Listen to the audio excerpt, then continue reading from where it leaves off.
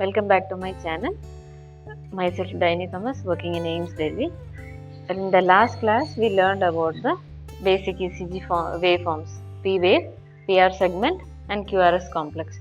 Okay, so in today's class, we will be learning about ST segment and T wave. Okay, ST segment, T wave, and QT interval, as well as U wave. So these are the things that we are going to learn today. So first, let's see what is ST segment. So ST segment is the area from the end of the QRS complex till the starting of the T wave. So this is the T wave, this is the S. Okay, Q, R, S and T. So where the QRS complex ends, from there we have to start until till the starting of the T wave. Okay, so if this is S wave and this is T wave, from here till here. So this point where the QRS complex meets the baseline or the S wave meets the baseline, this area is known as J point. Okay, J point or junction. Okay, this point. And from here we start to count, see whether there is ST elevation. And ST segment is normally a isoelectric line or straight line or in the baseline. And how to see? We can compare this ST segment with PR segment. This is PR segment, right? This is PR segment. So PR segment is also a isoelectric line. We will compare this with ST segment and we can see whether it is elevated or not. Otherwise, from the J point, after the J point, 1 mm, we will see one small square. 1 mm after the J point, we will see whether the ST segment is elevated or not. And if the ST segment is elevated more than 1 mm, then we will call it as a ST elevation. Okay, if it is like this, if this is a small square, if the ST segment is elevated more than 1 mm from the J point, then we can call it as a ST elevation. And ST elevation is seen in which all cases? In myocardial infarction. And can you name any other conditions in which there is ST elevation? In ventricular aneurysms, pericarditis. Okay, so these are the different conditions in which ST is elevated. And in what all cases the ST is depressed? So you know, so ST depression is also calculated from the J point. If this is the J point, we will see whether this is T. Okay, T, yes. Whether the ST segment, this is isoelectric line. This is the baseline. Okay, from the baseline, if the ST segment is depressed more than 1 mm, then we can say it as a ST depression. And ST depression is seen in which all cases? In myocardial ischemia and hypokalemia. Okay, so these are the examples in which ST is depressed. And in another condition, ST segment looks like a reverse tick. This is a normal tick, right? So in some condition, ST looks like a reverse tick. So in which condition that is seen? Do you know? So that is digitalis toxicity. So in that condition,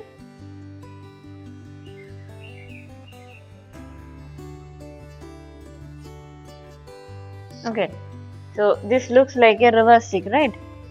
The head of the tick. So that is known as reverse tick sign, or this is also known as scooping of the ST segment or dig dip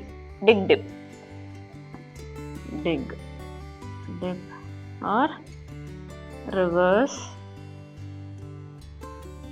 tick sign. Okay, reverse tick sign or dig dip or scooping of the ST segment. So normally ST segment is a straight line and it is elevated in case of myocardial infarction, ventricular aneurysms and pericarditis. And ST segment is depressed in case of myocardial ischemia and hypokalemia. Okay, and reverse tick or dig dip or scooping of the ST segment is seen in digitalis toxicity. Okay, so this is about ST segment. And normally in the limb leads, the ST segment is isoelectric and in few conditions it can be elevated normally also. So, but it should not be more than 1 mm. Okay, ST segment may be elevated a little bit, but not more than 1 mm. If it is more than 1 mm, that is a ST elevation, and that is pathogenic. Okay. So this is about ST segment. So let's move to the T wave.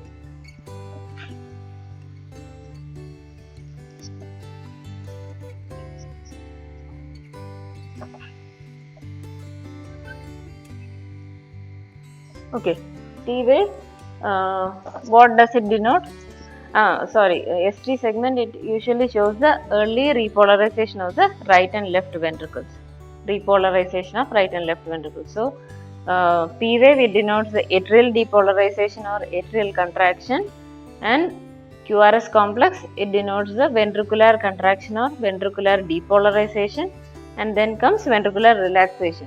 So, early stages of ventricular repolarization is seen by the ST segment, and actual ventricular repolarization is denoted by the T wave. And T wave, how it looks like normally, it looks little asymmetrical or slightly asymmetrical. The first half of the T wave, it is a gradually sloping T wave, and the highest peak is little bit in the later portion. Okay, so you can see till here is the first half and a little bit is the second half. So the second half is small and it has a lesser duration. So T wave, it is normally, what is the height? Can you say? It is less than 5 mm. Less than 5 mm in any limb leads. What are limb leads? 1, 2, 3, AVR, AVL and AVF. Okay. In that, the T wave height is less than 5 mm, and in precordial leads or chest leads, it should be less than 10 mm. Okay. And this should be less than the size of QRS complex. Okay. QRS complex comes here, right? So, less than the height of QRS complex and the same direction of QRS complex. QRS complex is here positive, okay, and T wave is also positive. In few cases, the QRS complex has a abnormal shape that we'll study in different conditions. We'll learn that later, okay. So, in those conditions, T wave may be having a inverted shape, okay. So, normally it is upright and slightly asymmetrical and positive in almost all limb leads, and less than 5 mm in limb leads and less than 10 mm in precordial leads. And in few cases, the T wave can be depressed, that is when the QRS complex has an abnormal shape, then in those cases the T wave also can be inverted, okay. And T inversion is also seen in which cases? Myocardial infarction. So, in myocardial infarction, ST elevation and T inversion is one of the characteristic changes of myocardial infarction or heart attack. Okay, and tall peaked T wave. Normally, this T wave is round in shape, but when it is peaked, okay, it has a peaked shape, then it is seen in hyperkalemia. Okay, peaked T waves are seen in hyperkalemia, and deeply inverted Q waves. Deeply inverted Q waves are seen in subarachnoid hemorrhage, or in that case we call that as cerebral T waves. Okay, cerebral T waves. When it is deeply inverted, that is seen in subarachnoid hemorrhage. Okay, so T wave, it is normally round in shape and upward or in the same direction of the T wave, QRS complex, and it denotes the ventricular repolarization, and it is less than 5 mm in limb leads and less than 10 mm in precordial leads. Okay, and when it is peaked T wave is seen in hyperkalemia, and T inversion is seen in myocardial infarction, and deeply inverted T waves are seen in subarachnoid hemorrhage, or in those cases the T wave is known as cerebral T waves. So, this is about T wave. Hope that is clear. So next we'll move to the QT interval. So what is QT interval? It is the area where the ventricle is contracting and relaxing. The whole ventricular activity, that is denoted by the QT interval. So QT interval, that is calculated from the beginning of QRS complex, that is here. This is Q wave, right? So it is calculated from the beginning of the QRS complex till the end of the T wave. Okay, till here, till the end of the T wave. From the starting of the QRS complex till the end of the T wave. So QRS complex, it shows the ventricular contraction, and T wave, it shows the ventricular relaxation. So from starting of the QRS complex till the end of T wave, the whole ventricular activity. This is the QT interval. So how is QT interval calculated? QT interval is calculated by QT divided by the square root of RR interval. Okay, this is the RR interval, the distance between two R or two QRS complexes. The peak of the R wave, this is R wave, right? From here till the next peak of the next R wave, that we will see. From here till here we will calculate, and QT from here till here, QT divided by the RR interval, and normal QT interval is less than 0.38 seconds. Okay, less than 0.38 seconds. So when the QT interval is prolonged, that is seen in conditions in the children, those who are prone for developing ventricular arrhythmias. Okay, QT interval is prolonged. If you see a child with a QT prolongation, they are at risk of developing ventricular arrhythmias. Okay. So in that cases, the QT interval will be more than 0.38 seconds. Roughly, if you want to calculate, if you don't want to calculate these all things, you can see how you can easily calculate QT interval. You will see whether the RR interval, you will see. Okay, in between the two R's, how many boxes are there? You can count. Okay, if there are 4 boxes, okay, you will see 4. Okay, between two R's there are 4 big boxes. Then you will see the QT between QRS and till the end of T wave, how many big boxes are there? Okay, if it is 2, then that is QT is 2 and RR is 4. Okay, so if the QT is half of the RR is 4. If it is half of the 4 RR interval, then it is borderline. Okay, normally it should be less than half of the RR interval. RR is 4. Okay, it should be less than 4. If it is borderline, if it is half of the RR interval, then you can say that it is borderline, and normally it should be less than half of the RR interval. And if it is more than half of the RR interval, then we can say it as a prolonged QT interval. Okay, I will draw one ECG.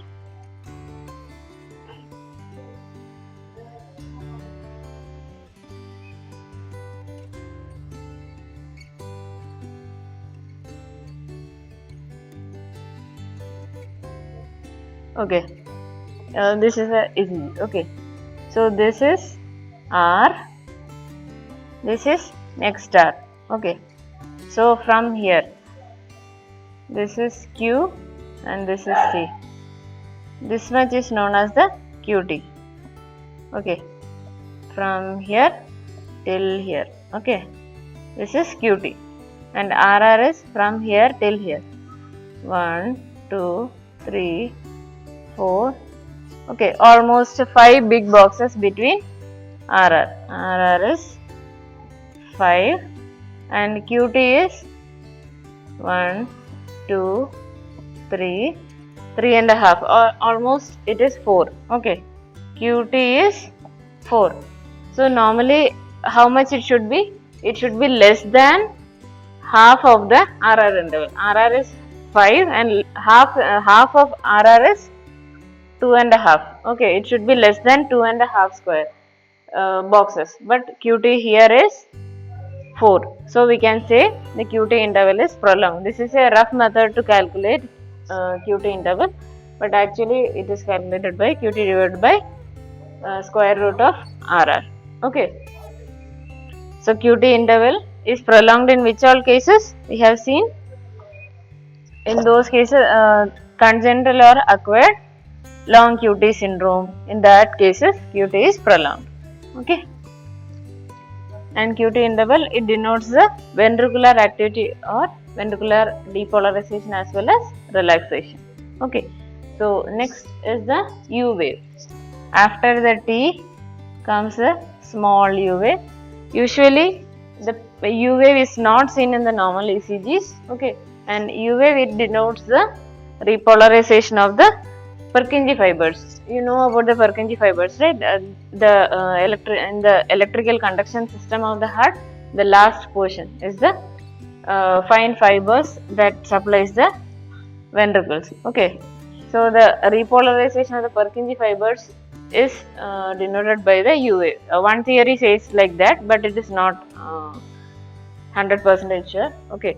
So U wave is normally not seen, but in case if it is seen, it should be less than 5 to 25% of the amplitude of the T wave in the same complex. Okay, this is T. It should be less than 25% of the size of T wave. If the T wave is this much, it should be less than 25% of the size of the previous T wave. That is normal U wave. And U wave is normally round and symmetric and less than 2 mm in height. Okay, it should be always less than 2 mm in height. Usually it is 0.3 mm to 2 mm. If it is more than 1.5 mm itself, okay, if it is more than 1.5 mm itself, we can say it as an abnormal ECG or abnormal U wave, and U wave is seen in hypokalemia. Okay, U wave is seen in hypokalemia. So this is about U wave. I hope you are clear with this. So this is about the different ECG waveforms of. Next we can learn about the different disease conditions. Okay, so just to recapitulate, this is the P wave and it shows the atrial depolarization, and from the starting of the P wave till the starting of the QRS complex is the PR interval, and the first downward deflection is the Q wave, and the next upward deflection is the R wave, and the negative wave after R wave is the S wave, and then comes the ST segment, and then comes the T wave and U wave. Okay, so P denotes the atrial contraction or atrial depolarization. PR interval is the baseline, and PR interval, if it is prolonged, it is seen in first degree heart block, and QRS complex, that denotes the ventricular depolarization, and ST segment, it shows the early repolarization of right and left ventricles, and then comes T wave, that shows ventricular repolarization, and then comes the U wave, that is repolarization of the Purkinje fibers. Okay, hope this is clear to you. So we will learn the arrhythmias in the coming classes, or if you are not clear with the anatomy, we can learn the anatomy again also. We'll learn in the further classes. So till we meet again, stay safe and stay home. Thank you. Subscribe to my channel.